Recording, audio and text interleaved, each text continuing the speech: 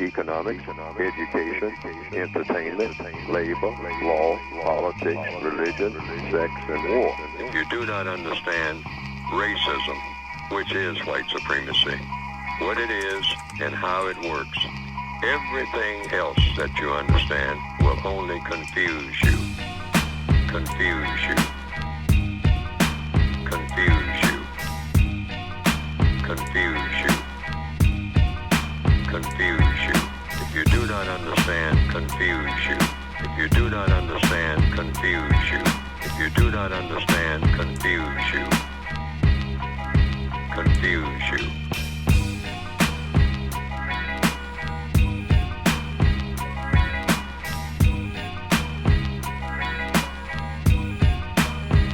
My definition of white supremacy and racism, I use those two terms as synonyms. I use the same definition for both terms. That definition is as follows: a global system of people who classify themselves as white and are dedicated to abusing and or subjugating everyone in the known universe whom they classify as not white. Economics, education, entertainment, labor, law, politics, religion, sex, and war.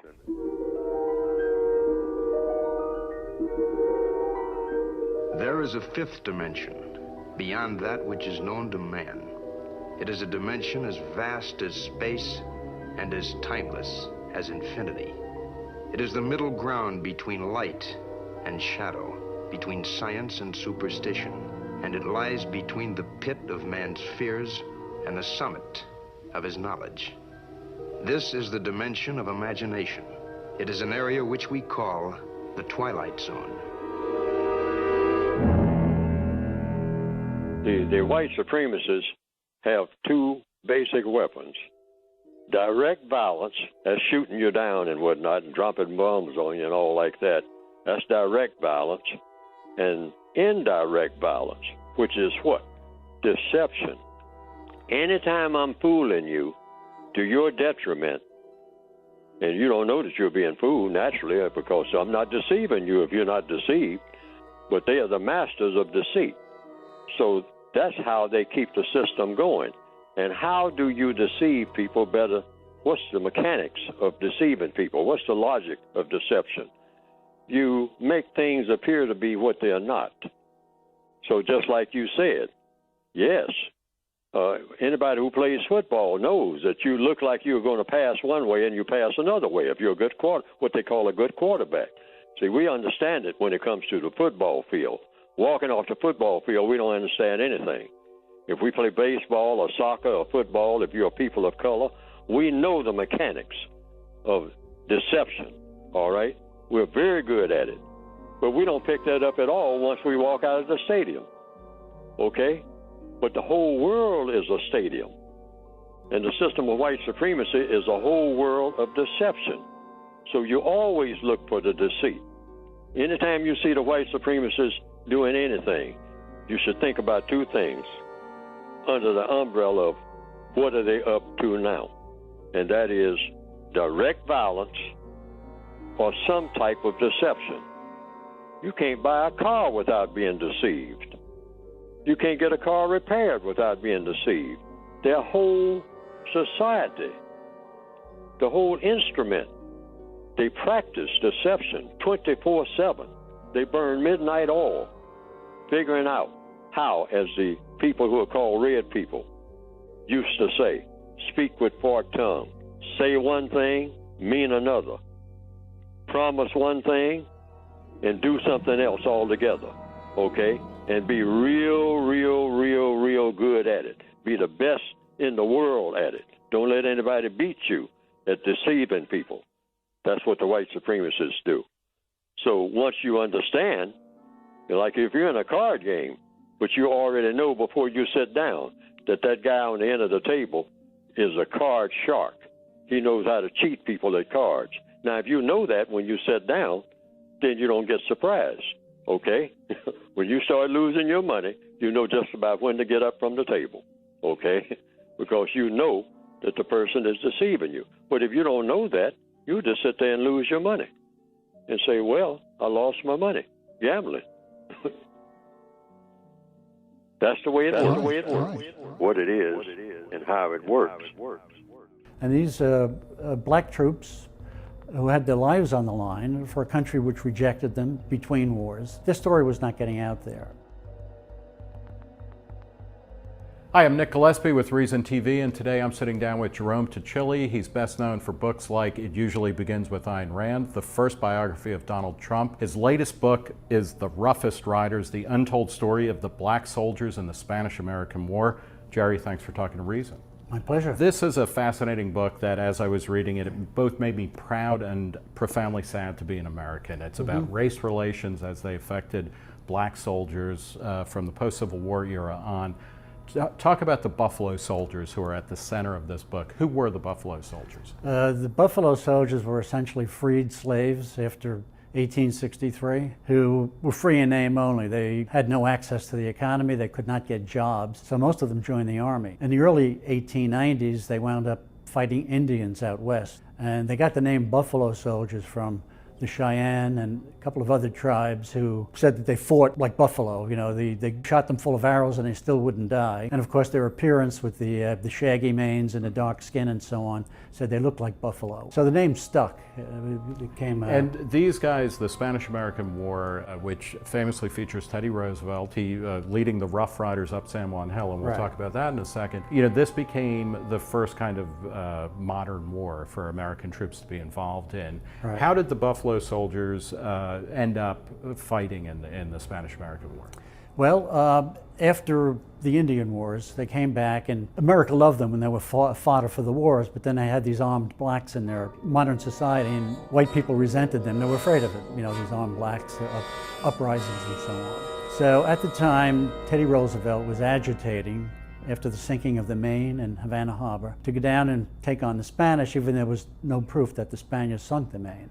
In fact, later technology indicated it was probably an internal like explosion. A boiler room accident or right, something. exactly. Yeah. The thinking in Washington was that the blacks would be better able to withstand the tropical climate in places like Cuba because of their genetic makeup. So the big battle in the Spanish-American War, which really kind of created a modern, or the first big step of American empire, because we ended up winning against Spain and we ended up with the Philippines as well as Cuba and Puerto Rico and whatnot. The most famous battle is Teddy Roosevelt charging up with the Rough Riders up San Juan Hill. That's the received history of it. A lot of what the book is about is how that is just completely balderdash. What really happened on San Juan Hill? Well, it's total nonsense, actually. Teddy Roosevelt was covered by a bunch of reporters who followed him around, and their job was to promote him and his image. And when he did that, he gave them access, so they were in his camp. The received image is that there was a hill in Cuba called San Juan Hill, and Teddy Roosevelt and his Rough Riders, who were basically cowboys and a few Eastern Blue Bloods looking for adventure, charged up there and chased the Spanish off. Well, when you start delving into the story, you realize that there were 10,000 Spanish soldiers in the area at the time. The Rough Riders had about 500 total to start with. And I started reading this, and then my bullshit antenna started to quiver. I said, how could this have happened? The reality was that San Juan Hill was the last hill to be taken there. There were 4 hills that were fought. The first was called Las Guasimas, named after some trees in the area. And Roosevelt was part of that charge up there with 500 Buffalo soldiers. And there was a column of white regulars and black regulars on his right. And Roosevelt walked right into an ambush in that first battle and lost probably about a third of his men. So out of the 500, he's got 350 left now. And the blacks came over and rescued him, along with some white regulars, and took the hill from the Spanish, Las Guasimas. And after that, there was a week delay while we fully landed troops off the boats that had come in off the harbor down there, Santiago Harbor. And there were 3 other hills to be taken. The northernmost was a place called El Cane, and it was a town up on a hill. And that was taken by a combination of white regulars and black regulars. The blacks got up there first. There was a long, grueling 10-day war that the blacks got up there and planted their guide on. Simultaneously, there were three hills over in the San Juan Heights. There was Kettle Hill, slightly to the north of San Juan Hill, and then there was San Juan Hill itself. And Roosevelt's Rough Riders were assigned to Kettle Hill, and he was getting wiped out. The Spanish had superior weaponry. They had these smokeless Mausers that gave off no smoke when they were fired, and we had these antiquated smoke-emitting rifles. Which means it's easier for soldiers fighting you to see where you are and pinpoint in the general direction. Right, we couldn't see where the Spanish were because, but they knew exactly where we were because every time they fired a weapon, it was a target. Right. Roosevelt and his was assigned to Kettle Hill, much to his chagrin, because the main target was going to be San Juan Hill. As they were going up Kettle Hill, Roosevelt's men were being decimated, and he was down to about 50 soldiers. Roosevelt himself was one of the few with a horse, which got snagged in barbed wire up there, so he was forced to get out. It was a steep incline. These cowboys were not infantrymen. They were not soldiers, and the Eastern Blue Bloods were not in great shape either. A contingent, there were 4 regiments of Buffalo soldiers down there, actually went up and got up to the top of Kettle Hill first and planted another guidon, Buffalo soldier guidon, up there before Roosevelt could get up. He admitted later that thanks to the blacks and their military acumen and so on, they saved the day and they were great warriors and so on. There was another battle taking place on San Juan Hill, and the people at the top of Kettle Hill, which included Roosevelt and his remaining Rough Riders at this point, can see the action over there. The black Buffalo soldiers charged down from Kettle Hill, and there was another contingent of black soldiers, Buffalo soldiers. Some of them were led by Pershing, Blackjack Pershing. And who was called Blackjack because he was rare. He would openly admire and kind of praise black soldiers' abilities. He did. He considered them to be motivated and patriotic and have great fighting ability. And they got up to the top of San Juan Hill as the troops, the black troops from Kettle Hill and Roosevelt tried to get up there. The Buffalo soldiers had actually gotten there first and planted another one of their guidons up there, and the white regulars were right there with them.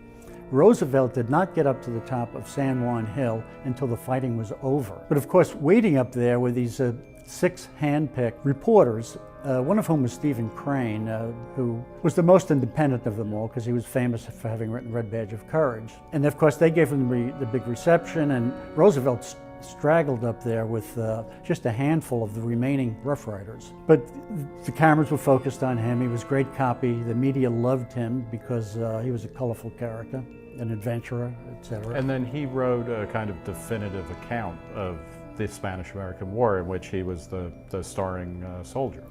He did. Of course, he wrote a book called The Rough Riders. In the book, he admitted that the Buffalo soldiers were, great warriors and couldn't have won without them. But then later on, he started to backpedal from that. Yeah, and let me talk about that because in one of the chapters you say, and I'm quoting from you, later Roosevelt softened his praise, saying he had started out saying the black soldiers were an excellent breed of Yankee fighters.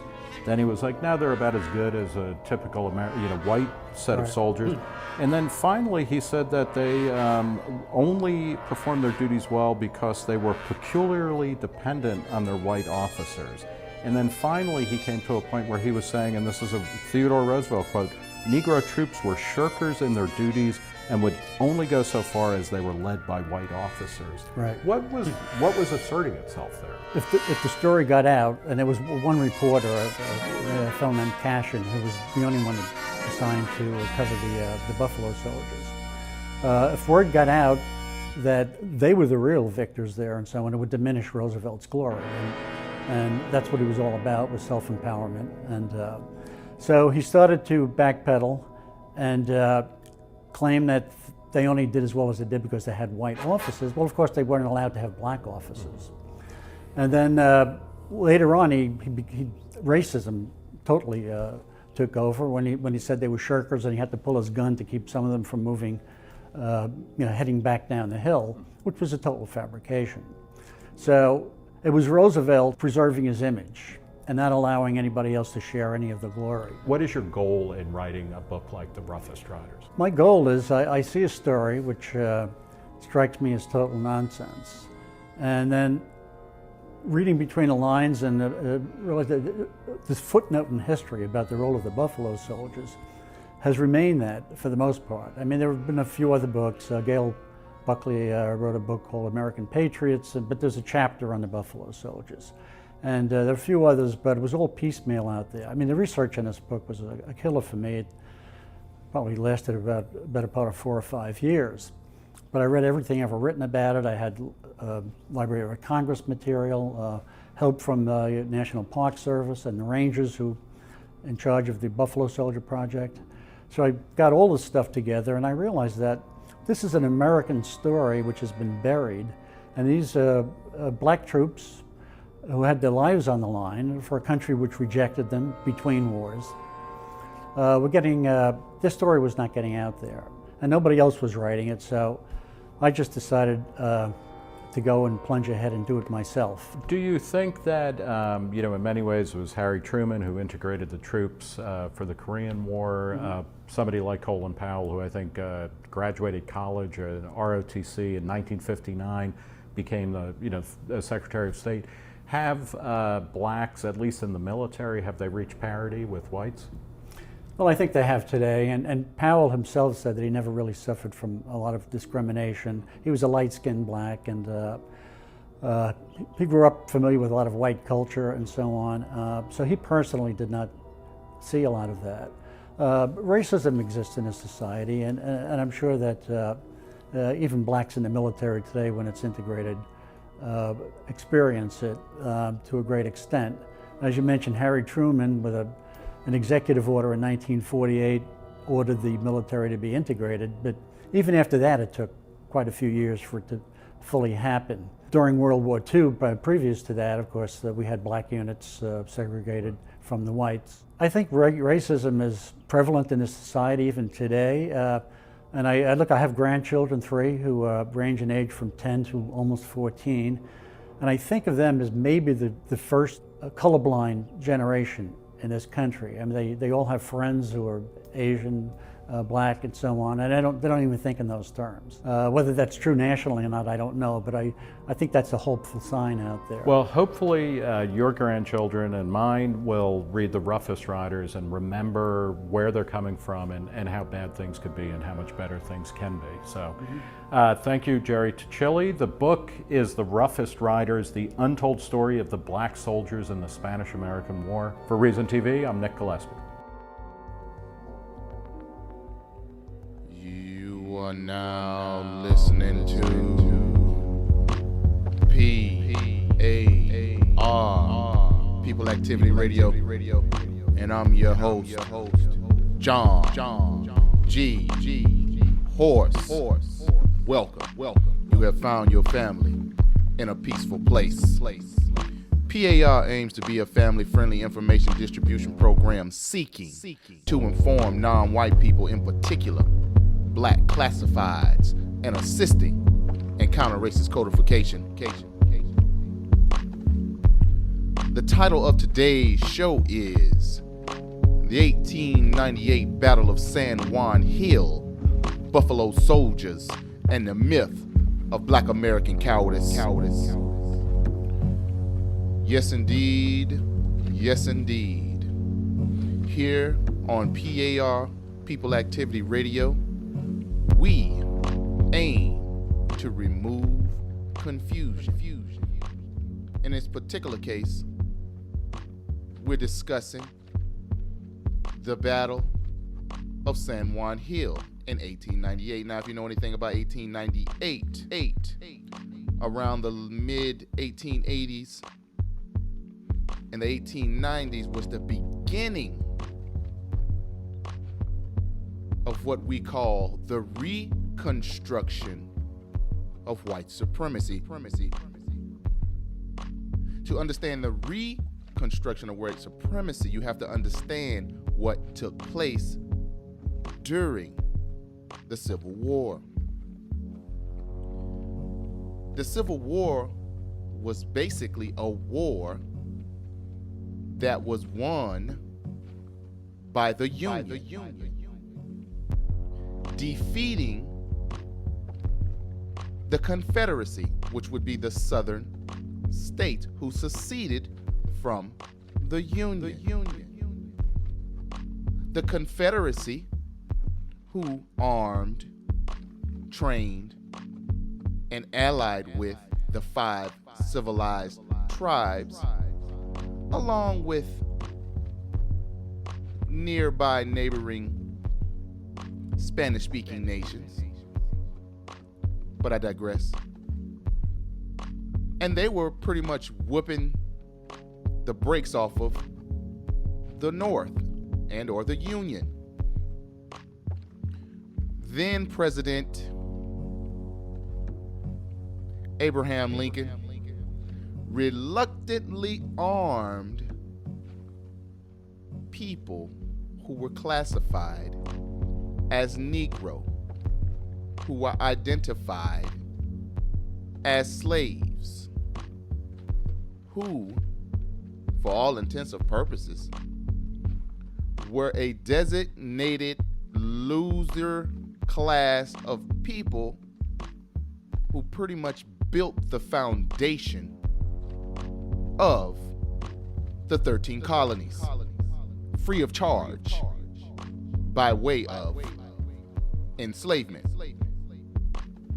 most of which were Aboriginal Americans, arbitrarily in contemporary history called Africans. But that's neither here nor there. Understanding that once the Negro troops were armed, the war was pretty much won almost overnight. The North dominated the South with the newfound supply of troops who were fighting for equality, justice, and freedom. And if that's what you're offering, along with some land and basic rights, and to be left alone, well, let's get on with the doing. These troops were legendary. These troops put in the work, and the North won the war. Now, we're discussing 1898. This is 1865 when the war was run. So from the period of 1865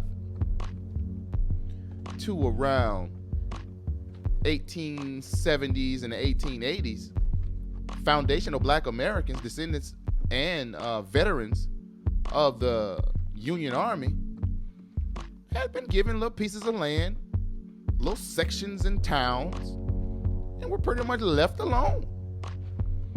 And in a 25 to 30 year span of time, they not only built up infrastructure, built up an economic base, they were competing in all areas of people activity. You understand me?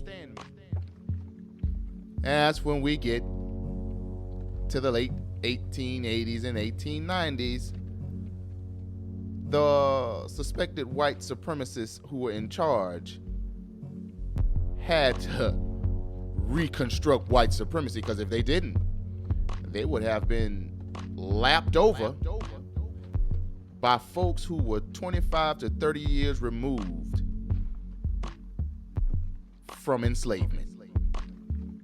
See, that's what justice, that's the fear of justice. If you provide justice and you leave foundational Black Americans alone, what you're doing is allowing a group of people who are resilient, no matter what period of history you look in, they're gonna pass you up. It's almost a necessity for the system to be non-just, and the mistreatment of foundational Black Americans to be the order of the day, because if that's not what's going on, then you're going to be dominated if you are not classified as Black. But I digress. 1898, Battle of San Juan Hill, Buffalo Soldiers, and the myth of Black American cowardice. This was a Spanish-American war. Then I believe Senator or Congressman Theodore Roosevelt was seeking adventure with a couple of wealthy blue bloods, and they went over there with some of the United States troops down to Cuba. You know, for adventure, it's gonna be an easy win. Let's go down here and get some photo shoots, get some press, and show how much of rough riders we are. Well, to make a long story short, because we're not going to be sitting here all day on this, they went down there and the Spanish was beating the brakes off the behind. Now, let me give you a little understanding what the Spanish was doing. The Spanish were arming the foundational black Cubans down there, and they was putting in that work. So, the white United States military decided, well, if they got their foundational blacks, let's bring our foundational blacks, and here come the Buffalo Soldiers. Once the Buffalo Soldiers got down there, I mean, wherever they went, work got done. We're just gonna make this quick. We're not gonna spend all night on this one. Work got done. They went to the hill over here. Work got done. Plant the flag. They went to another hill over there. Work got done. Plant the flag. Some of the white soldiers was getting work put in on them. Let's go save the white soldiers. I mean, they saved Theodore Roosevelt and his crew. They were saving some of the white rough riders from getting their behinds handed to them and completing the mission and neutralizing the Spaniards in Cuba. Once the final hill, which was San Juan, was taken, the foundational black American troops planted their flag. Theodore Roosevelt, who was very far in the rear, limped his butt up there, and here come the pictures being taken. So he getting credit for what the black troops did. Now, this is typical. This is under the system of racism, white supremacy. What do you expect? No one's acting surprised off of this.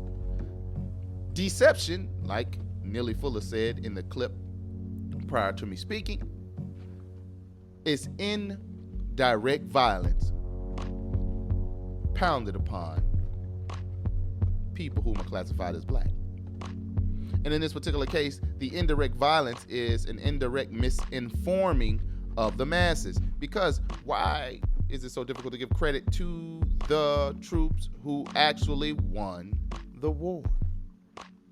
Just like in the Civil War, foundational black American troops spoke about as a footnote when they were the spearhead of the victory. And we're talking about the Spanish-American War. Once again, the cavalry was called, and the cavalry in the form of the Buffalo Soldier was called to come save the white troops from getting their behinds handed to them. And again, Theodore Roosevelt's taking out the photo ops. You have a writer by the name of Stephen Crane writing all type of propaganda about how the white troops went down there and dominated. Theodore Roosevelt wrote a book, and in his book he did mention that the foundational black American troops was putting in work. Then once he got into politics, he started to recant all those true statements. And he showed his dedication to white supremacy.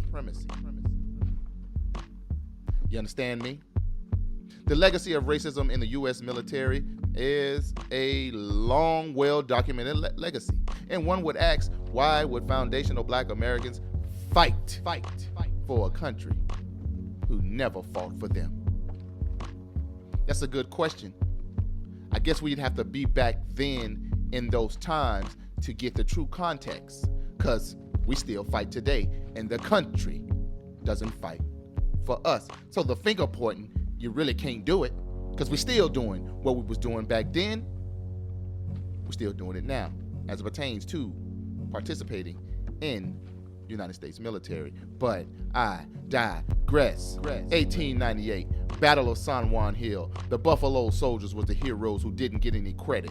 And the myth of black American cowardice. I say the myth of black American cowardice because once Theodore Roosevelt started to run for politics, he said that the heroes were actually cowards who he had to draw weapons on so them to go forward into battle. Slimy, dishonorable, no honor, just unbelievable deception.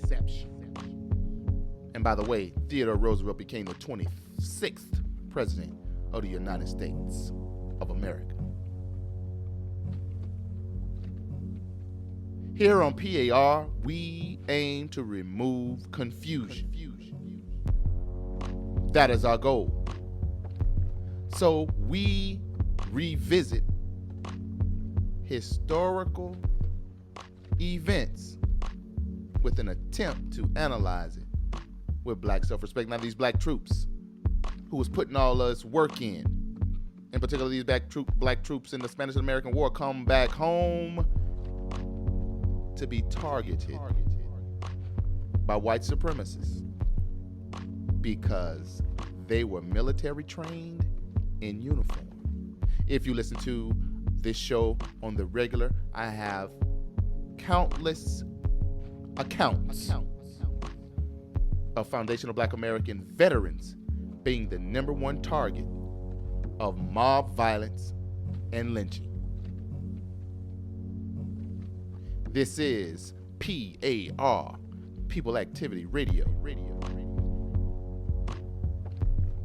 And I hope I have contributed to less confusion. And remember, keep learning and stay codified.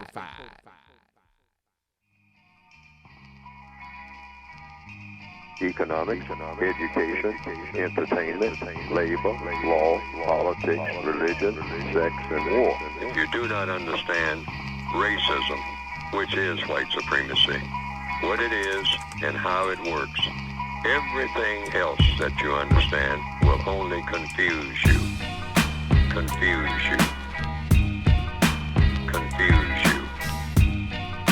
Confuse you. Confuse you. If you do not understand, confuse you. If you do not understand, confuse you. If you do not understand, confuse you. Confuse you.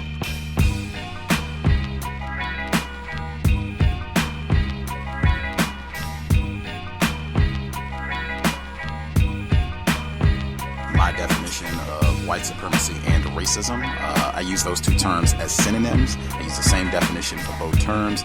That definition is as follows: a global system of people who classify themselves as white and are dedicated to abusing and or subjugating everyone in the known universe whom they classify as not white. Economics, education, entertainment, labor, law, politics, religion, sex, and war.